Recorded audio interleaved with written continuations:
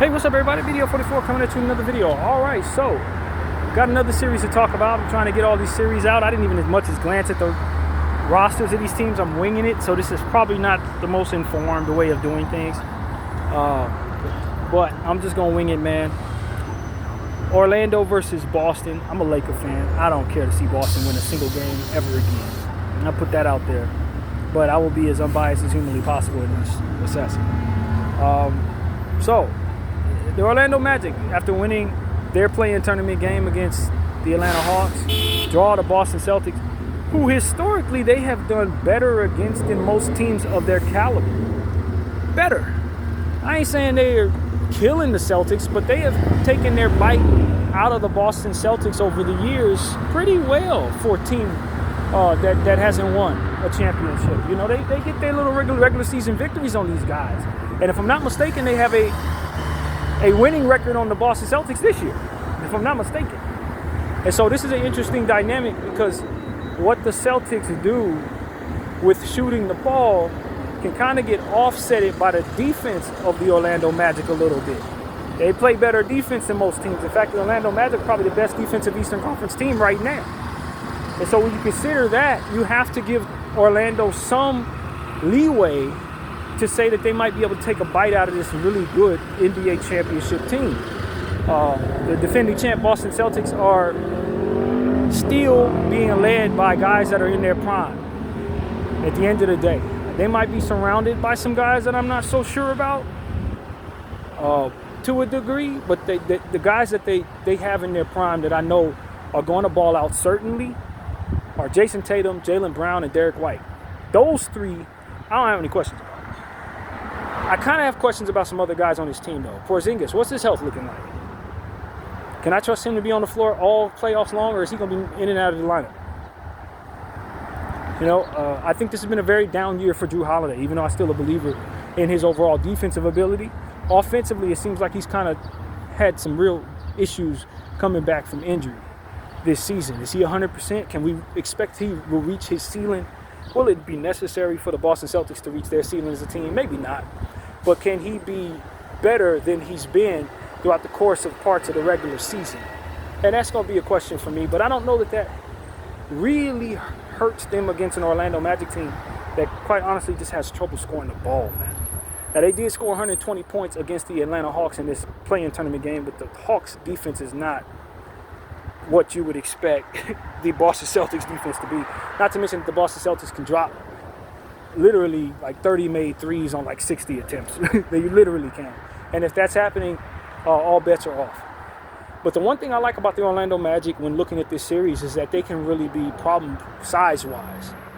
Paolo Banchero, Franz Wagner, Anthony Black, Wendell Carter, Bataz Day. These are some big people, man. Jonathan Isaac. These are big people. So when you talk about the size advantage that the Boston Celtics often have over teams, I don't know that I see that there.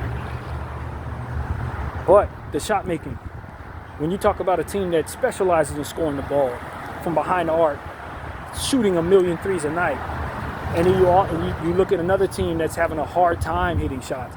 Now, Anthony Black's three-point shot has been falling, which was not something we were expecting when he was drafted this soon. He has been a lot better, and I think he's going to be a factor. Cole Anthony is not extremely consistent, but his ceiling goes up really, really high. And we saw that in the play-in tournament game where he was basically the best player on the floor. Franz Wagner, from what I understand, though, being someone that shot my team down from behind the arc at the buzzer this year, has been shooting below 30% from behind the arc. That's not going to cut it against the Boston Celtics. Your team is just not going to score enough, and Franz Wagner cannot be a better shooter in this series. Paolo Banchero tends to shoot a lot but not be efficient at this stage in his career. Fresh all-star, definitely somebody who's a big body who dishes out a lot of punishment. Doesn't look to shy away from contact in any way. But I don't think that bodes all that great for him going up against a Celtic team that's going to get their calls. So that's where it becomes a problem. Against Jaylen Brown and Jason Tatum, all that physical bully ball, believe me when I tell you, you're going to get offensive fouls called against you. It's just going to happen. And so that's where it becomes a big problem. When it comes to the two stars of the Orlando Magic, versus the two stars of the Boston Celtics, it's just a different caliber of superstar. Jaylen Brown and Jason Tatum are proven champions. They've been together for a million years. They're not pups anymore.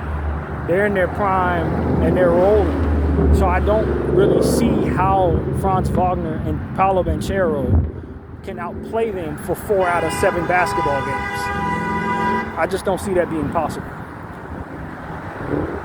So the question is, can their team defense, which is really stellar, do anything to offset a Boston Celtics team that shoots from behind the arc at a record clip and at a record pace?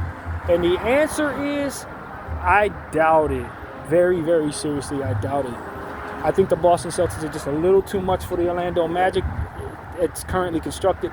Boston Celtics benefit a great deal from a guy like Porzingis being in place on a pretty lopsided trade, like Jrue Holiday being in place in a pretty lopsided trade. Derek White coming in, pretty lopsided trade. They just have more talent because they were able to get value on everything they have. And so when you go up against them, you're not looking at just 2 stars. You're looking at a 3, 4, and 5 spot that's better than most teams. Number 3 guy. Their 4 guy is better than a lot of teams. Number 3 guy. So, and it all comes together to be really, really efficient defensively and really, really talented from behind the arc. And then they've done a pretty solid job getting role players around to complement those guys even further. And so that's why the Boston Celtics are still somebody that you have to expect will be there in the end this year. The Orlando Magic should not be able to beat the Celtics. Now, they will be able to get a game maybe. I think they could pull a game off against the Celtics. Maybe the 3rd game, but I think it's going to be very difficult for the Orlando Magic to make a real series out of this thing because the Celtics are a good defensive team and they're a bad offensive team. And that's the story there. When you got a really good defense going up against a really bad offense, it's going to be really, really poor scoring on one side. And then the Boston Celtics is going to be launching threes on the other side. So it's going to be hard, man. It's going to be very hard. Just from a stylistic standpoint, I just don't see too much the Orlando Magic can do to offset all of what's coming at them in Boston. I know the Orlando fans were screaming, "We want Boston," and I couldn't help but say, "No, you don't. No, the hell you don't. You don't. That's just not. No, you do not. Like, you definitely do not want Boston. You wanted somebody else. You wanted somebody else."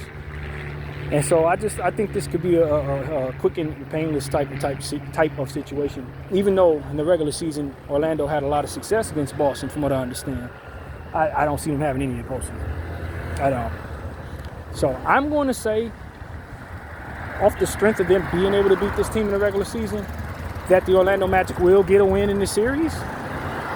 But that's about it. That's what I'm giving them. I'm going to say quick and painless Boston in 5. I mean, they just outclassed. It's just too much talent over there in Boston.